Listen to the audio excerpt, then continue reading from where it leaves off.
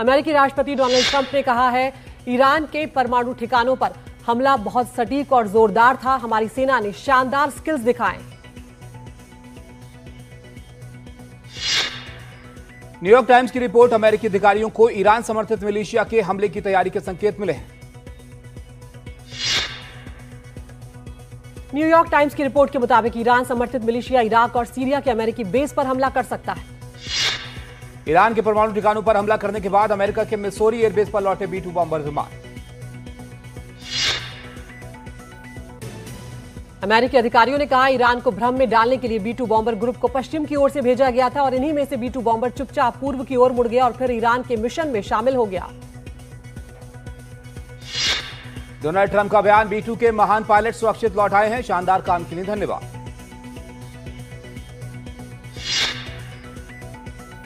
संयुक्त राष्ट्र सुरक्षा परिषद की बैठक में महासचिव एंटोनियो गुटेरेस ने कहा है, ईरान और इजराइल को बातचीत की मेज पर लौटना होगा। एंटोनियो गुटेरेस ने सभी सदस्य देशों से कहा, संयुक्त राष्ट्र चार्टर और अंतर्राष्ट्रीय कानून का पालन करें। संयुक्त राष्ट्र सुरक्षा परिषद की बैठक में अमेरिकी एम्बेसडर ने कहा है कि अपने सहयोगी नागरिकों और हितों की रक्षा के लिए निर्णायक कार्रवाई का वक्त है। यूएनएससी में अमेरिकी एम्बेसडर ने कहा, ईरान ने बड़ी संख्या में अमेरिकी नागरिकों को मारा, इसमें इराक, अफगानिस्तान में अमेरिकी सर्विस के लोग भी थे।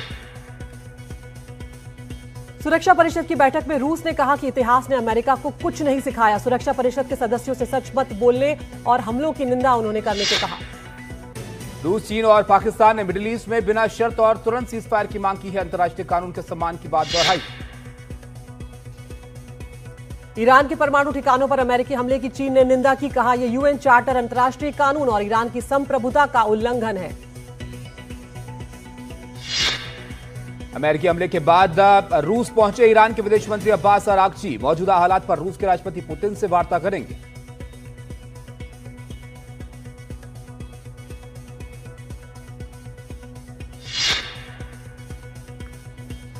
अमेरिकी हमले के बाद स्ट्रेट ऑफ हॉर्मुज को बंद करने पर विचार कर रहा है ईरान। स्ट्रेट ऑफ हॉर्मुज बंद हुआ तो हिल जाएगी वैश्विक अर्थव्यवस्था।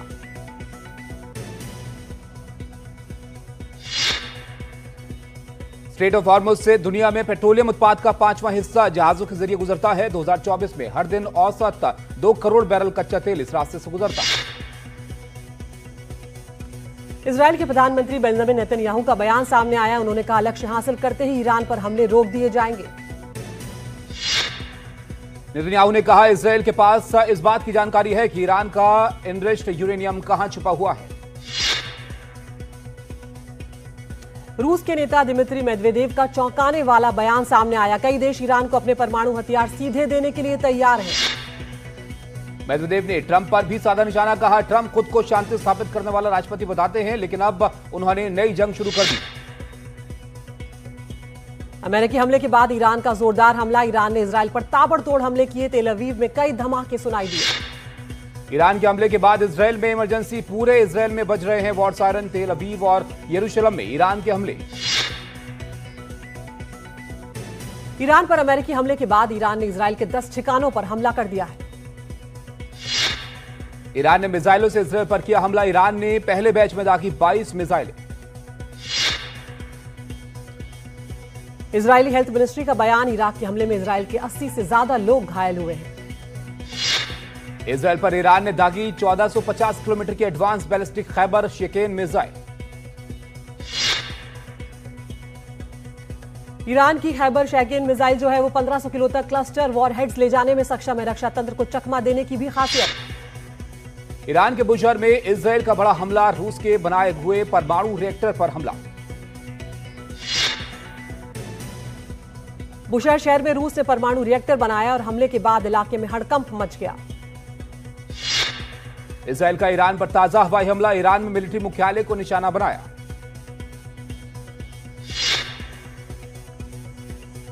इजरायल ने ग्राउंड टू ग्राउंड मिसाइल ठिकानों पर हमला किया। पूर्वी तेहरान में एयर डिफेंस सिस्टम एक्टिवेट किया गया। ईरान के हमले के बाद तेल अवीव में बर्बादी। तेल अवीव में 2 बिल्डिंग पर ईरान का हमला। ईरान के हमले के बाद कई इमारतें तबाह। अमेरिकी हमलों के विरोध में तेहरान की सड़कों पर उतरे हजारों लोग। ईरान के राष्ट्रपति भी विरोध प्रदर्शन में हुए शामिल। प्रदर्शनकारियों ने कहा, अमेरिका ने बहुत बड़ी गलती कर दी है, अब अमेरिका को पछताना जरूर पड़ेगा। ईरान पर अमेरिकी हमले के विरोध में पाकिस्तान के कराची शहर में शिया मुस्लिमों ने विरोध प्रदर्शन किया। कराची में प्रदर्शनकारियों ने कहा, हम ईरान के आत्मरक्षा के अधिकार के साथ खड़े हैं। उम्मीद है ईरान अमेरिका को सबक सिखाएगा। अमेरिका इजराइल के हमलों से घबराए लोग तेहरान छोड़ने में जुटे। तुर्की के बॉर्डर पर ईरान के लोगों की भीड़। न्यूयॉर्क के टाइम्स स्क्वायर पर एंटी वॉर प्रदर्शन हुआ। ईरान पर अमेरिकी हमले के बाद हुआ प्रदर्शन।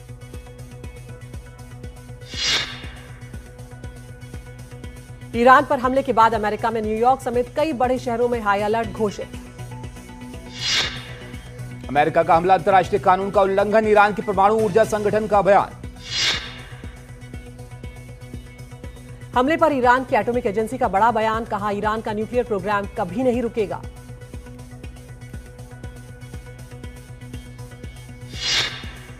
हमले के बाद ईरान ने यूएन को लिखा खत। खत में लिखा, हमले के लिए अमेरिका इजराइल जिम्मेदार। अमेरिका के हमले पर ऑस्ट्रेलिया का बयान। कहा, ईरान का परमाणु प्रोग्राम दुनिया के लिए खतरा। अमेरिकी हमले के बाद लेबनान का बयान। कहा, हम युद्ध में शामिल नहीं होंगे। ईरान के न्यूक्लियर प्रोग्राम पर ब्रिटेन का बयान। कहा, ईरान का न्यूक्लियर प्रोग्राम दुनिया के लिए बड़ा खतरा। ब्रिटेन ने इजराइल और फिलिस्तीन में रह रहे अपने नागरिकों को वहां से निकालने की प्रक्रिया शुरू कर दी है। अमेरिकी हमले की निंदा करते हुए सऊदी अरब ने शांति और डिप्लोमेसी पर जोर दिया।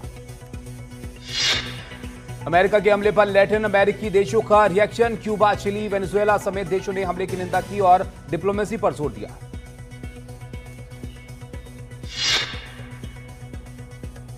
ईरान के परमाणु कार्यक्रम को लेकर यूरोपीय यूनियन का बयान। कहा, परमाणु हथियार बनाने की अनुमति नहीं दी जानी चाहिए। यह अंतर्राष्ट्रीय सुरक्षा के लिए खतरा होगा। ईरान पर अमेरिकी हमले पर पाकिस्तान का बयान। कहा, ईरान की एटमी साइट पर हमला गलत। ब्रिटेन के प्रधानमंत्री कीर स्टारमर का बयान। बताया, ईरान परमाणु कार्यक्रम को अंतर्राष्ट्रीय सुरक्षा के लिए एक बहुत बड़ा खतरा। कतर ने अमेरिकी हमले पर जताया खेद। कतर द्वारा की गई युद्ध रोकने की वार्ता को वार्ता के लिए समाधान की मांग।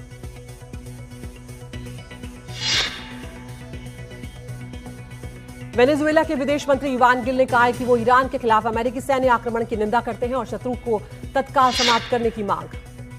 क्यूबा के राष्ट्रपति मिगुएल डियाज कैनेल ने कहा कि वो ईरान के परमाणु ठिकानों पर अमेरिका द्वारा की गई बमबारी की कड़ी निंदा करते हैं। क्यूबा के राष्ट्रपति ने कहा है कि यह हमला मध्य पूर्व में संघर्ष को खतरनाक रूप से बढ़ाने वाला, यह आक्रामक संयुक्त राष्ट्र चार्टर और अंतर्राष्ट्रीय कानून का गंभीर उल्लंघन। मैक्सिको के विदेश मंत्रालय ने कहा कि उनका देश पश्चिमी एशिया के संघर्ष में शामिल पक्षों के बीच शांति के लिए तत्काल कूटनीतिक वार्ता का आह्वान करता है। ईरान को लेकर यूएस के उपराष्ट्रपति जेडी वेंस ने कहा है कि हम ईरान के साथ युद्ध नहीं चाहते हैं। जेडी वेंस ने दावा किया कि हम ईरानियों के साथ अच्छे संबंध रख सकते हैं यदि वो परमाणु कार्यक्रम छोड़ दें। अंतर्राष्ट्रीय परमाणु एजेंसी की सोमवार को अहम बैठक मौजूदा हालात को देखते हुए बुलाई गई है। ये बैठक हमले के बाद तेल अवीव में लगाए गए ट्रंप की तारीफ वाले पोस्टर पर लिखा गया, शुक्रिया मिस्टर प्रेसिडेंट। इजरायल ईरान युद्ध में अमेरिका के कूदने से दुनिया भर में माहौल बदला। इसमें कच्चे तेल की कीमतों में बढ़ोतरी हो सकती है। जंग के बीच कच्चे तेल के दाम इस महीने पहले ही करीब 20% तक बढ़ चुके हैं। केंद्रीय मंत्री हरदीप पुरी का बयान। हमारी तेल कंपनियों के पास पर्याप्त स्टॉक है, चिंता का कोई कारण नहीं। हरदीप पुरी ने कहा, हम सामने आने वाली स्थिति पर नजर रखेंगे, दूसरे मार्गों से कच्चे तेल की आपूर्ति बढ़ा सकते हैं। ईरान में फंसे भारतीयों को निकालने का सिलसिला लगातार जारी। अब तक 1713 भारतीयों को ईरान से देश लाया गया। अगले 2 दिनों में ईरान से 2 से 3 फ्लाइट आएंगी। ईरान इजराइल में रहने वाले सभी भारतीयों के साथ संपर्क में है विदेश मंत्रालय। ईरान से वापस लौटे लोगों ने कहा है कि भारत वापस आने के बाद जो महसूस हो रहा है उसे शब्दों में बयान नहीं किया जा सकता। लोगों ने विदेश मंत्रालय का शुक्रिया अदा किया। ईरान इजराइल में जंग के हालात के बीच सिवान का युवक ईरान में फंसा है। पिता ने भारत सरकार से तत्काल वापसी की अपील की। युवक के परिजनों ने कहा कि 17 जून को बेटे से आखिरी बार बात हुई थी। 9 जून को तेहरान की एक कंपनी में काम करने के लिए वो गया था। सीरिया की राजधानी दमिश्क में बड़ा हमला। चर्च में सुसाइड बॉम्बर ने खुद को उड़ाया। 20 लोगों की हुई मौत।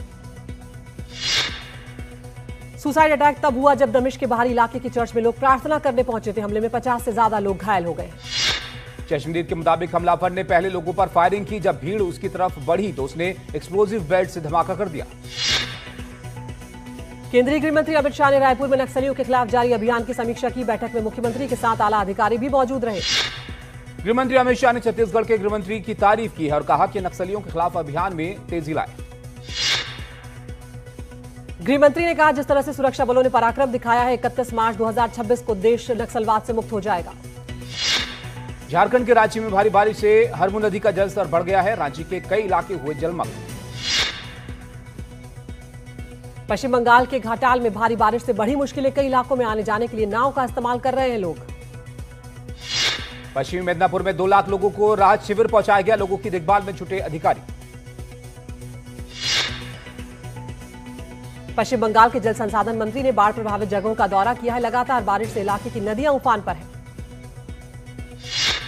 ओडिशा के बालासोर में सुवर्णरेखा नदी में अचानक आई बाढ़। कई इलाकों में भरा पानी, लोग हुए परेशान।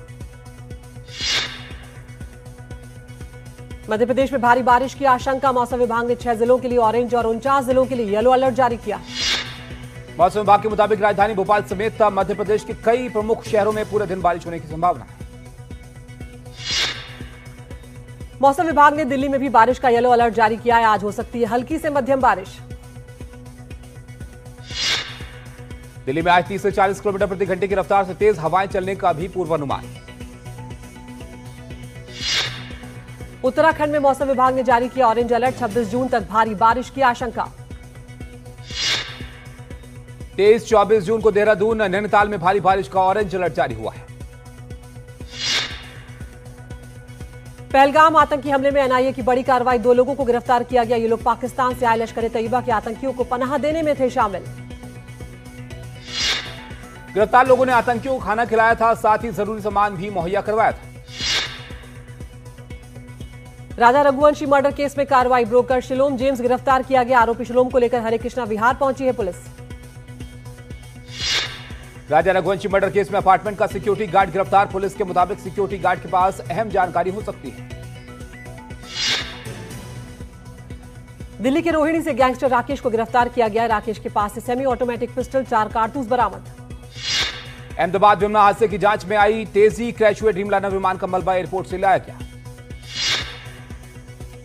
अहमदाबाद में क्रैश हुए विमान का मलबा आगे की जांच के लिए एजेंसी को सौंप दिया जाएगा। एयर इंडिया ने वाइड बॉडी विमानों में कटौती के बाद अब नैरो बॉडी नेटवर्क में 5% से कम की अस्थायी कटौती की घोषणा की है।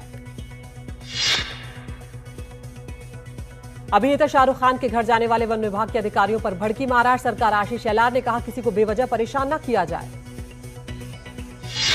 तेंदुलकर एंडरसन ट्रॉफी के पहले टेस्ट के तीसरे दिन भारत इंग्लैंड ने से 96 रन आगे। भारतीय टीम ने दूसरी पारी में 2 विकेट पर 90 रन बना लिए। लीड्स टेस्ट में स्टंप्स तक केएल राहुल 47 और कप्तान शुभमन गिल 6 रन पर नाबाद लौटे। साई सुदर्शन 30 और यशस्वी जायसवाल 4 रन बनाकर हुए आउट।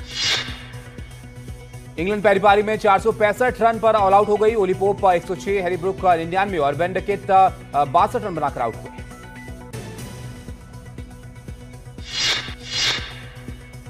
जसप्रीत बुमराह ने फिर शानदार गेंदबाजी करते हुए 5 विकेट हासिल किए। बुमराह ये कारनामा अब तक 14 बार कर चुके हैं।